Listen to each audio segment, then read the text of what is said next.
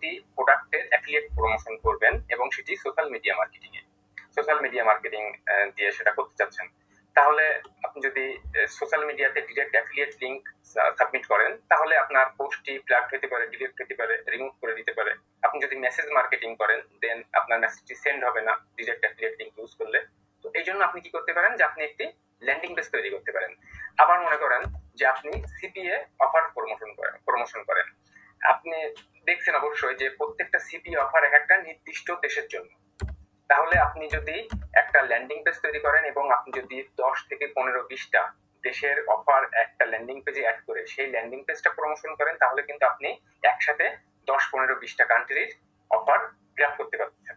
তো আপনার landing page তৈরি করতে হবে। ল্যান্ডিং পেজ হচ্ছে একটি গুরুত্বপূর্ণ জিনিস। আমি পার্সোনালি ডিরেক্ট কোনো অ্যাফিলিয়েট লিংক প্রমোশন করা পছন্দ করি না, প্রিফার করি না। তো দেখুন যে কিভাবে একটি ল্যান্ডিং পেজ তৈরি করতে হবে ফ্রিতে।